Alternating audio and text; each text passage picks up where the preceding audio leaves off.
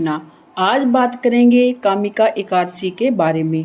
कामिका एकादशी श्रावण में पड़ने वाली पहली एकादशी होती है, जिस पर हमें भगवान शिव और भगवान विष्णु दोनों का आशीर्वाद मिलता है। हिंदू धर्म में हर तिथि और हर वार का बहुत महत्व होता है।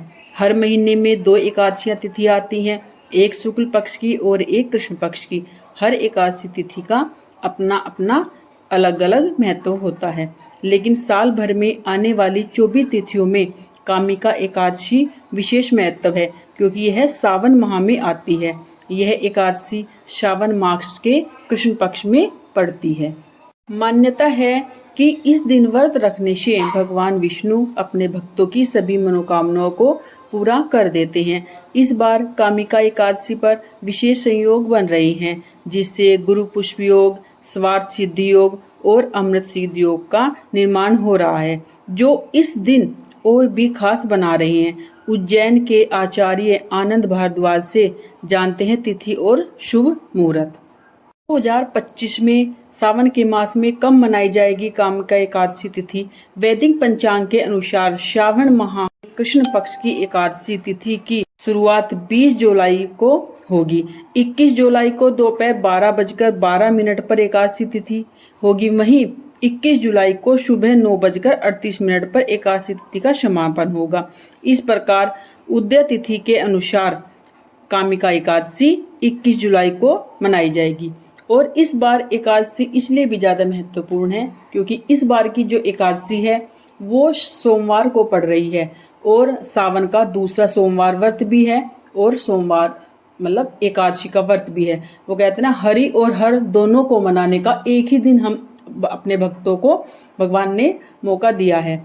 हम उस दिन भगवान विष्णु की पूजा अर्चन भी करेंगे और भगवान शिव की, क्योंकि भगवान शिव और भगवान विष्णु में कोई भी फर्क नहीं है।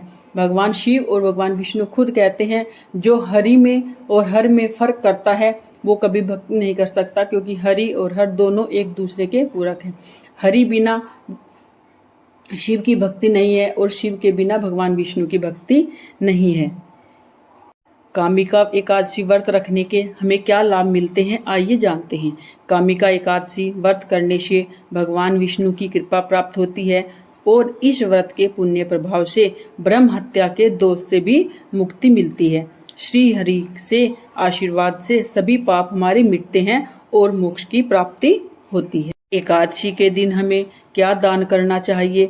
एकादशी के दिन ब्रह्म मुहूर्त में उठकर स्नान आदि के बाद व्रत का संकल्प लें। पूजा के दौरान भगवान विष्णु को पीली मिठाई का भोग लगाना चाहिए, क्योंकि पीला रंग भगवान श्री हरि को बहुत ही प्रिय है। भगवान विष्णु के साथ साथ देवी लक्ष्मी की भी पूजा करें। इस दिन पीपल पर जल चढ़ाना बहुत ही शुभ माना जाता है। और एकादशी पर तुलसी पूजन का विशेष महत्व है, क्योंकि हम भगवान को कुछ भी भोग अर्पण करें, बिना तुलसी दल के हमारा भोग स्वीकार नहीं होता है। इसलिए भगवान विष्णु और एकादशी पर मतलब के साथ साथ तुलसी पूजन भी बहुत अनिवार्य है। कामिका एकादशी व्रत करने से व्यक्ति को गंगा स्नान, काशी दर्शन, गोदान और श्रमदान के बराबर फल मिलता है। कामिका एकादशी की पूजा विधि: व्रत के पूर्व रात्रि को सात्विक भोजन करके सोना। एकादशी के दिन प्रातः स्नान करके व्रत का संकल्प लें। भगवान विष्णु की मूर्ति या चित्र पर फूल, तुलसी, धूप, दीप आदि चढ़ाएं। विष्णु सहस्त्र नाम का पाठ करें। ओम नमो भगवते वासुदेव का मंत्र जाप करें। रात्रि में जागरण, भजन, कीर्तन करें। द्वादशी यानी अगले दिन पारण करें। ब्राह्मण या गरीबों का भोजन कराकर श्रवण भोजन करना चाहिए। एकादशी का जो व्रत है ये 3 दिवसीय व्रत होता है। दशमी एकादशी यानी 11 वाले दिन और द्वादशी वाले दिन, 3 दिन में पूर्ण होने वाला ये व्रत है। मतलब हमें 3 दिन का व्रत नहीं रखना होता है। दशमी से शाम से शुरू होता है और द्वादशी में पारण सुबह के समय होता है। दशमी के दिन हमें बहुत सी बातों का ध्यान रखना चाहिए, जैसे शाम के समय के बाद हमें भोजन नहीं करना चाहिए। लेकिन आज की भागदौड़ दुनिया में जैसे मतलब हम ऑफिस में आते हैं, शाम के 6-7 बजे तक आप घर में आएंगे, तो फिर आप ऐसे बिना भोजन के भी नहीं रहेंगे।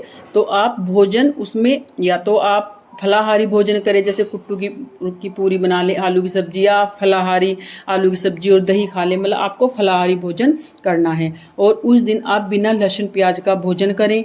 और अगर भोजन करना है आप घर पर ही है तो आप सूर्यास्त से पहले ही भोजन कर लें, फिर उसके बाद आप फल या दूध ले सकते हैं। और दशमी के दिन भी हमें ब्रह्मचर्य का पालन करना है। फिर सुबह उठकर हमें स्नान आदि करके व्रत का संकल्प लें, भगवान को पीली मिठाई चढ़ाएं, पीले भोग, पीले फल अर्पण करें। आपके घर में जो भी भगवान विष्णु हरि के मतलब विग्रह रूप हैं, जैसे लड्डू गोपाल जी है, जुगल सरकार की जोड़ी है, आप उनको स्नान कराएं। लड्डू गोपाल को भी आप पीले भोग, पीले वस्त्र अर्पण करें। और फिर आप पूरा पूजा पाठ विधि करके पूरे दिन का व्रत करें। और शाम को आप विष्णु सहस्त्र नाम, लक्ष्मी चालीसा, विष्णु चालीसा का पाठ करें। और तुलसी की माला पर आप जप करें ओम नमो भगवते वासुदेव का। तुलसी पूजन आप सुबह भी कर सकते हैं, शाम को भी कर सकते हैं, लेकिन तुलसी पूजन की जो महत्व है वो शाम के समय अधिक है। शाम के समय पूजा विशेष रूप से तुलसी पूजन होता है। आप तुलसी के सामने बैठकर ही आप ओम नमो भगवते वासुदेव का यथासंभव जप कर सकते हैं। फिर आप द्वादशी के दिन अगले दिन सुबह पारण का समय देखकर कि जिस टाइम पे पारण हो उस टाइम पे आप, अगर आपका अगले दिन प्रदोष व्रत है तो आप तुलसी मिश्रित जल से आप अपने व्रत का पारण कर सकते हैं। नहीं तो आप अच्छी सी खिचड़ी बनाइए और भगवान को भी भोग अर्पण कीजिए और आप उस खिचड़ी से अपने पारण करिए। इस तरह आपका ये व्रत दशमी से शुरू होकर और द्वादशी के सुबह तक आपका व्रत संपूर्ण होता है। 21 जुलाई 2025 सोमवार को जो ब्रह्म मुहूर्त का समय है वो सुबह 4:20 से लेकर 5:08 तक है। सूर्य उदय समय 5:56 से सूर्यास्त का समय 7:09 तक है। अमृत काल का जो मुहूर्त है वो 6:07 से लेकर 7:36 तक होगा।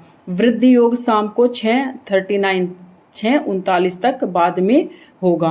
प्रातः काल पूजा का जो शुभ मुहूर्त है वो 4:35 से लेकर 5:36 तक है। उस दिन सोमवार है तो राहु काल का जो समय रहेगा वो 7:30 से लेकर 9 बजे तक रहेगा। अब जानते हैं तुलसी पर दीपक जलाने की विधि क्या है। एकादशी पर कैसे तुलसी पर पूजा करें। संध्या यानी शाम के 6 बजे से 7:30 बजे के बीच स्नान करके स्वच्छ वस्त्र धारण करें। तुलसी के पौधे के पास देसी घी या सरसों के तेल या तिल के तेल का दीपक जलाएं। दीपक में जो बाती है वो लंबी नहीं गोल बाती रखेंगे। दीपक में रुई की बाती और उसमें थोड़ी सी हल्दी या कपूर भी डाल सकते हैं।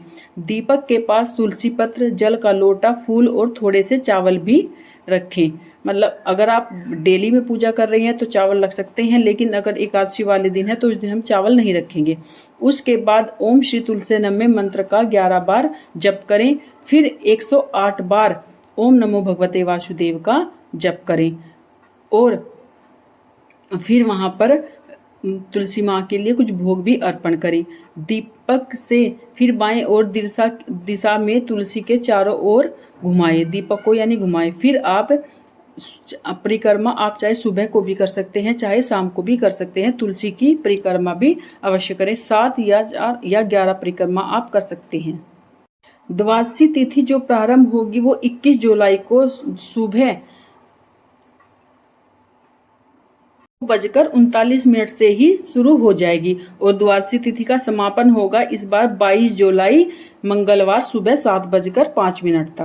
22 जुलाई को 2025 22 जुलाई मंगलवार को जो सुबह ब्रह्म मुहूर्त का समय है वो 4:21 से लेकर 5:09 तक है। सूर्य उदय उस दिन होगा 5:57 से, सूर्यास्त होगा शाम को 7:09 तक। प्रातः काल पूजा का जो शुभ मुहूर्त है वो 4:35 से 5:37 तक होगा। गोधूली मुहूर्त शाम को 7:17 से 7:37 तक होगा। उस दिन मंगलवार है तो राहु काल का जो समय है वो 3 से 4:30 बजे तक रहेगा। इस बार हरिवासन जो समाप्त होगा वो 21 जुलाई दोपहर को सोमवार को 3 बजकर ही समाप्त हो जाएगा, क्योंकि जो द्वादशी तिथि लग रही है वो 21 तारीख को 9 बजे के आसपास ही सुबह लग जाएगी। इस बार एकादशी का जो व्रत पारण खोलने का जो शुभ मुहूर्त है 22 जुलाई को 2025 मंगलवार को सुबह को 5:35 से 7:05 तक है। ये आपको बहुत ही शुभ मुहूर्त पारण का मिल रहा है और पारण हमेशा हमें शुभ मुहूर्त में ही करना चाहिए, व्रत का शुभ फल नहीं मिलता है। तो आपको जानकारी पसंद आई हो, वीडियो पसंद आई हो, प्लीज चैनल को लाइक करें, सब्सक्राइब करें, शेयर करें और कमेंट में राधे राधे अवश्य लिखें।